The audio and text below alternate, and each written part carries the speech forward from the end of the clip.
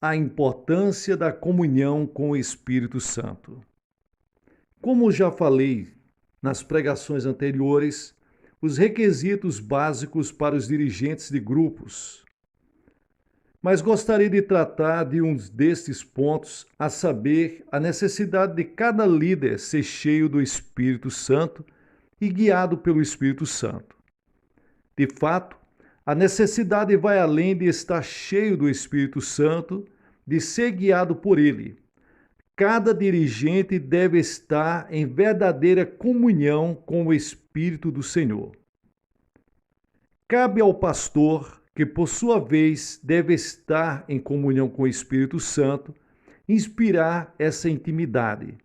Se o pastor não a possuir, ser-lhe-á impossível ajudar os dirigentes dos grupos a crescerem em seu relacionamento pessoal com o Espírito Divino.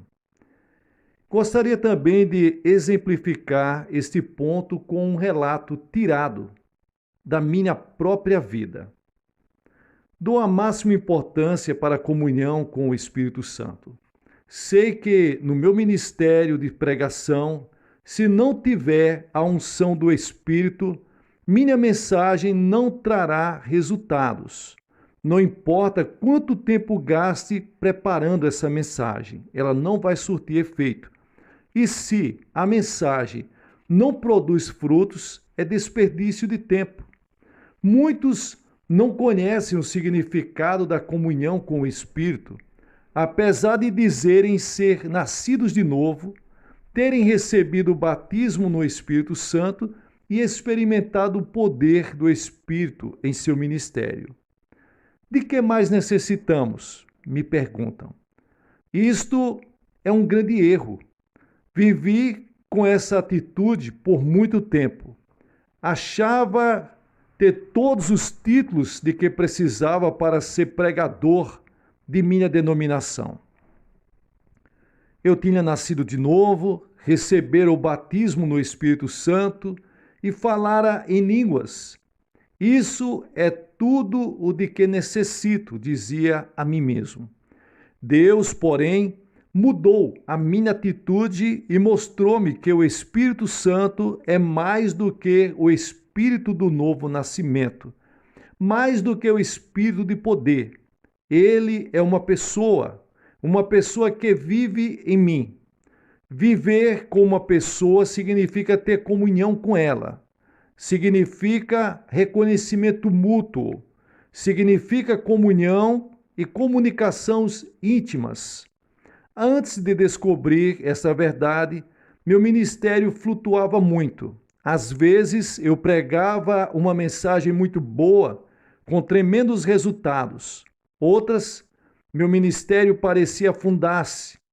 Todo domingo em que pregava de maneira excepcional, voltava para casa todo eufórico.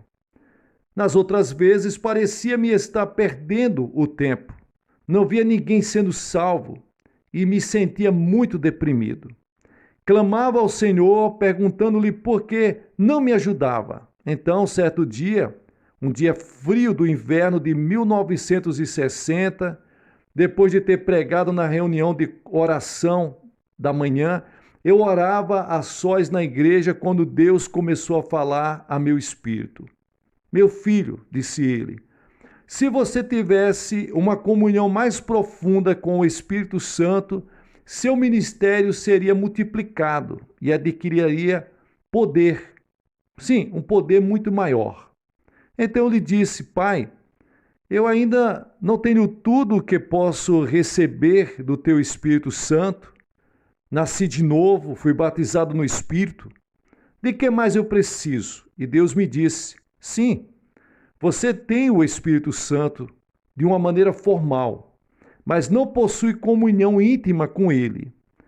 Pode-se levar uma pessoa para casa de maneira legal, mas também pode-se deixá-la sozinha na casa como um objeto, não como uma pessoa, se não se estiver em constante comunhão com ela. Essa revelação deu novo ímpeto ao meu ministério e daí em diante comecei a estabelecer uma comunhão verdadeira com o Espírito do Senhor. Percebi que no passado minha comunhão fora parecida com o que é registrada em 1 João capítulo 1, versículo 3, que diz: a nossa comunhão é com o Pai e com o seu Filho Jesus Cristo. Como a maioria dos crentes, eu tinha o que pensava ser comunhão com o Pai e com o Filho. Orava ao Pai e orava ao Filho, Jesus Cristo. Adorava o Pai e adorava o Filho. E como a maioria dos crentes, mencionava o Pai e o Filho muito mais, em minhas pregações, louvores, mas raramente mencionava o Espírito Santo do Senhor. Mas a Bíblia não nos ordena apenas a ter comunhão com o Pai e com o Filho. Ordena-nos também a ter comunhão com o Espírito Santo, em 2 Coríntios capítulo 13 e o versículo 14.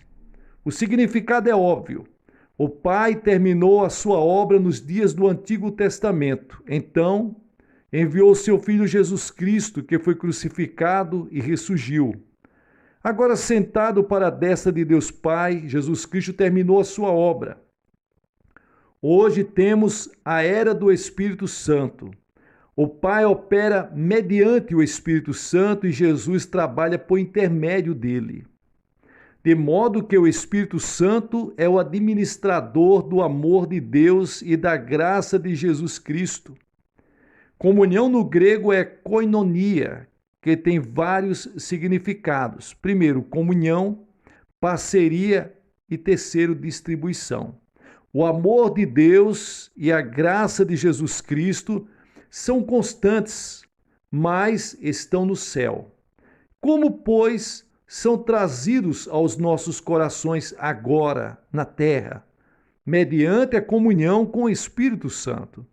De modo que, se tivermos muito conhecimento teológico acerca do amor de Deus e da graça de Jesus Cristo, mas não tivermos a comunhão do Espírito Santo, não haverá realidade delas em nossos corações. Não haverá distribuição do verdadeiro amor do Pai e da verdadeira graça do Filho em nossos corações. Podemos ter toda a teologia e a nossa igreja ainda parecer uma geladeira. Portanto, o pregador pode apresentar uma mensagem tremenda, com conhecimentos teológicos maravilhosos e profunda verdade bíblica, mas se não contar com a cooperação definida do Espírito Santo, será apenas teoria. Não está pregando de sua experiência do amor de Deus e da graça de Jesus Cristo. Esse é o principal problema da igreja por todo o mundo. Temos lindos templos, maravilhosos coros, pastores com muitos títulos e brilhantes mensagens, mas as pessoas morrem de fome. Todos os tipos de conhecimento são derramados em suas mentes, mas seus espíritos estão ávidos e famintos. Koinonia também significa parceria. Numa sociedade comercial, certa pessoa pode entrar com a parte financeira e a outra com a tecnologia. Juntas formam um negócio que pode ter êxito. Estamos associados ao negócio do rei. O Espírito Santo fornece a parte financeira, o amor de Deus e a graça de Jesus Cristo. Estamos com a nossa presença física, nós entramos com essa presença física. O Espírito Santo é Espírito, nós somos carne e osso. Há uma junção, a união do Espírito com o homem. O Espírito Santo é o sócio principal e nós, os sócios secundários. Hoje em dia, o problema é que os sócios secundários procuram tirar a autoridade do sócio principal e fazer a obra sem a sua ajuda. Portanto, este se retira e deixa o sócio secundário com magníficos edifícios, em realidade, um bom centro comercial, mas carentes de mercadoria. A fim de ter sucesso no negócio do rei, é preciso haver uma parceria muito íntima com o Espírito Santo. E para isso é preciso haver comunhão. Quando estamos em comunhão com o Pai, dizemos-lhes: Pai, eu te amo e reconheço quem és. Louvado seja Deus. E ao Filho dizemos: Jesus, eu te amo e eu te louvo. Mas quando chegamos ao Espírito Santo, o que fazemos? Muitas vezes não fazemos nada. A Bíblia nos ordena a ter comunhão com o Espírito Santo, e essa comunhão encerra 3 coisas: confraternização, parceria e distribuição. Sem comunhão com o Espírito Santo, não se pode ter comunhão eficaz com o Pai e com o Filho, Jesus Cristo. Hoje em dia, me esforço a reconhecer o Espírito Santo. Lhes dou boas-vindas e adoro a Ele, porque Ele é uma pessoa.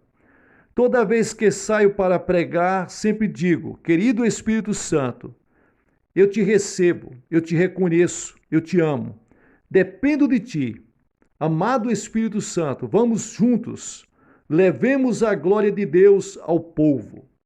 Quando começo a pregar, eu digo em meu coração: querido Espírito Santo, inicio agora. Avante, vamos, concede-me todo o conhecimento e sabedoria e discernimento que devo distribuir ao povo que me ouve. Ao terminar o sermão, eu me sento e digo: querido Espírito Santo, juntos fizemos uma obra magnífica, não foi? Louvado seja Deus! Desde que passei a depender do Espírito Santo desta maneira, tenho sentido uma unção poderosa de Deus em minha vida e no meu ministério de pregação. Sempre há resultados tremendos, conversões numerosas e curas. Procuro flutuar sobre a onda do Espírito. A fim de exemplificar este ponto de outra maneira, contarei uma história para vocês. Certa vez, quase perdi a minha esposa. Quando me casei, tinha grande interesse em me tornar um evangelista famoso. Queria ser um Billy Graham coreano. Realmente, naqueles dias, eu não queria ser apenas mais um pastor. Depois que nos casamos, levei minha esposa para o nosso apartamento e, passada mais ou menos uma semana, comecei a pregar em missões de evangelização. Eu pregava em minha igreja aos domingos e nas segundas-feiras saía para pregar fora. Eu só voltava para casa nos fins de semana, quando trazia a roupa suja para minha esposa lavar. Esta rotina continuou por 6 meses, enquanto me consumia a ambição de me tornar evangelista. Por algum tempo, a minha esposa foi muito amável. Quando eu voltava de minhas campanhas evangelísticas, ela corria a me receber na porta. Ela me amava e me preparava uma boa refeição. Mas, para a medida que os meses passavam e ela não via mudança nessa rotina, começou a ficar deprimida. Já não me recebia à porta, chorava com frequência, até as refeições já não eram tão boas. Algo estava errado. Nessa época, minha esposa era muito tímida, porque éramos recém-casados. Ela jamais me dizia algo sobre o que estava errado. Eu tentava ajudá-la fazendo piadas e coisas assim, mas tudo era inútil. Finalmente, certa noite, minha sogra veio me ver e disse: Poinchô, você está contente com a minha filha? Sim, é claro, disse eu. Bem, disse ela, você vai perdê-la se continuar a tratá-la dessa maneira. O que a senhora quer dizer? Eu perguntei. Trato ela muito bem. Compro-lhes muitos vestidos bonitos. Lhe dou esse apartamento bonito. Faço tudo para que ela seja feliz. O que mais eu posso fazer? Eu trato ela muito bem.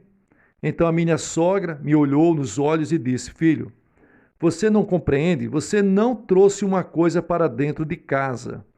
Você trouxe uma pessoa para o seu lar. Uma pessoa não pode viver num apartamento apenas com arroz, roupa e dinheiro. Ela precisa de amor, reconhecimento e intimidade. Pensei nisso por alguns instantes. Minha reação imediata foi: isso vem do diabo. Estou trabalhando para o Senhor. Por que deve ela exigir tanto de minha afeição, cuidado e interesse? Mas minha esposa continuou a ficar mais e mais deprimida e, com o passar do tempo, alguns sinais de advertência despertaram-me o coração. Fui para a presença do Senhor e orei: Senhor, parece que vou ter de escolher entre uma de duas coisas: meu ministério ou a minha esposa. Tua glória e meu ministério são muito mais importantes do que a minha esposa. Se é que é preciso tomar uma decisão, eu decido pelo Senhor, pelo ministério, porque é mais importante para mim. Deus ouviu a minha oração e me corrigiu. Ele disse para mim, falando ao meu coração: não, não, não. Tua esposa, ela tem a escala de valores que ela é mais importante. Veja bem, a tua escala de valores está totalmente errada. Até aqui tens colocado Deus em primeiro lugar, a igreja em segundo, tu mesmo em terceiro e tua esposa em último. Cometeste um grande erro. É claro que Deus deve estar em primeiro lugar, mas o resto de tuas prioridades precisa ser reordenado. Tu deves vir em segundo lugar, tua esposa em terceiro. Quando teus filhos chegarem, eles devem ocupar o quarto lugar e a igreja deve vir no final. Pensei nisso e fiquei grandemente consternado. Isso deve proceder de um demônio norte-americano, disse eu. No Oriente, esse tipo de raciocínio é inaceitável. Não, isso não vem dos Estados Unidos, não vem, na verdade, de um espírito maligno, pensava eu. Não posso aceitar esse tipo de ideia. Deus deve estar em primeiro lugar e tu deves vir em segundo lugar, porque precisas levar uma vida santa, a fim de realizar esse ministério. Tu és muito importante, disse-me Deus. Tua esposa deve vir imediatamente depois de ti. Se perderes a tua mulher, ninguém mais dará ouvidos ao que tu disseres. Teu ministério terá desaparecido. Tu podes construir uma tremenda igreja, mas se o teu lar se despedaçar, perderás teu ministério. Ter comunhão com a tua esposa é mais importante do que ter comunhão e construir uma grande igreja, porque a igreja toda depende de tua vida familiar. Trarás mais desgraça ao teu ministério se houver divórcio, se tu não viver bem com a tua família. Ademais, todos os crentes estarão olhando para teus filhos. Se eles forem rebeldes e se meterem em dificuldades, como o filho pródigo, quem vai dar ouvidos para a tua pregação? Teu ministério primário deve ser teus filhos. Eles devem ser os membros principais de tua igreja. Então, juntos, tu, tua esposa e teus filhos edificareis a igreja.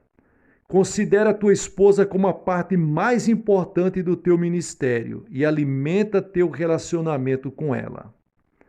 Nessa época, isso pareceu-me um tanto arriscado, mas decidi prová-lo. Cancelei muitas campanhas evangelísticas e fiz uma promessa de gastar todas as segundas-feiras com a minha esposa. Eu disse que faria tudo o que minha mulher quisesse que eu fizesse nas segundas-feiras. Se ela desejasse ir ao parque, eu iria com ela. Se ela quisesse fazer compras, quebraria a espinha dorsal tentando segui-la, mas o faria. Então, nos sentávamos e juntos desfrutávamos de um bom jantar. E todas as manhãs eu dizia para minha esposa: querida, eu a amo, você está muito bonita. Você é maravilhosa. Sou um indivíduo de muita sorte por ter encontrado você. Então aconteceu um milagre. Minha esposa começou a sair de sua depressão. Sua expressão mudou e o espírito otimista voltou a reinar em seu coração. Ela começou a sorrir e depois a rir e alegrar-se e a fazer as travessuras. Passado algum tempo, começou a cozinhar bem de novo. Desfrutávamos de uma comunhão maravilhosa. Começamos a orar juntos e a planejar o ministério juntos. Eu havia encontrado a resposta. A fim de ter uma vida familiar verdadeira, é preciso que as pessoas tenham comunhão mútua. Não se pode levar a esposa para casa e esperar que ela viva ali sozinha, com a casa somente, com o dinheiro, com as roupas e com o alimento. Uma esposa é mais do que isso, é uma pessoa. O mesmo acontece quando temos comunhão com o Espírito Santo. Ele está com você. Mas se o deixar sozinho no canto da igreja, usando-o apenas como decoração ao pronunciar a bênção ou um princípio teológico, ele será entristecido. Então o Espírito do Senhor deixará sua obra e você terá um ministério árido. Você pode ter todo o conhecimento de teologia e a maior eloquência na pregação, mas não terá resultado nenhum. O motivo é que, no ministério, tudo o que não nasce do Espírito provém da carne. Decidi em diante e comecei a nutrir um relacionamento ainda maior com o Espírito Santo. Compreendi que ele me fará entender e compreender as Escrituras Sagradas. Compreendi que ele fará com que eu tenha êxito no meu trabalho, porque ele faz o trabalho comigo, e não simplesmente ficar em um canto qualquer. Deus está no trono e Jesus para a sua destra, mas o Espírito Santo está aqui na terra, em mim e em você, a fim de operar juntamente conosco, trazendo êxitos nos negócios do Rei. Hoje trato o Espírito Santo como a pessoa mais importante de minha vida. Louvo-o e digo-lhes que eu amo. Depois, sempre lhes digo, querido Espírito Santo, oremos juntos ao Pai. Oremos juntos a Jesus Cristo. Leamos juntos as Escrituras. Minha comunhão sempre começa com o Espírito Santo. Então, com o Espírito Santo, eu adoro a Deus e ao seu Filho Jesus Cristo. De modo que agora sinto a presença do Espírito Santo tão intimamente que, quando ele fala, compreendo. Quando o Espírito fala de cura, compreendo. Quando ele fala acerca de construir, compreendo. Para mim, ele é uma pessoa muito real. Também sempre procuro gastar pelo menos 1 hora com o Espírito Santo no início de cada dia. Não importa o que aconteça, desejo dar-lhe essa hora. Querido Espírito Santo, digo eu, vamos fazer uma reunião. Leamos a Bíblia juntos e assim, juntamente com o Espírito Santo, eu me sento e dou louvores a Deus. Adoro Jesus Cristo e leio as Escrituras. Amo o Espírito Santo e louvo-o, e juntos fazemos planos para a obra. Na igreja primitiva, os discípulos tinham comunhão verdadeira com o Espírito Santo. Por exemplo, quando se reuniram em Jerusalém a fim de tomar uma decisão sobre o assunto da circuncisão dos gentios, escreveram de maneira inequívoca: o Espírito Santo e nós tomamos a decisão de não impor nenhum fardo extra sobre vós. Atos capítulo 15 e o versículo 28. Não disseram que o concílio havia tomado sozinho a decisão, mas com o Espírito Santo haviam decidido. Pergunto para os senhores, podemos dizer isto de nossas reuniões? Podemos dizer o mesmo de nossos concílios? Quando escrevemos as atas, por acaso dizemos o Espírito Santo e nós decidimos? Geralmente não fazemos isso, porque nós queremos fazer tudo sozinho. Então, meus amados, Jesus, Deus e o Espírito Santo. Comunhão com o Espírito Santo.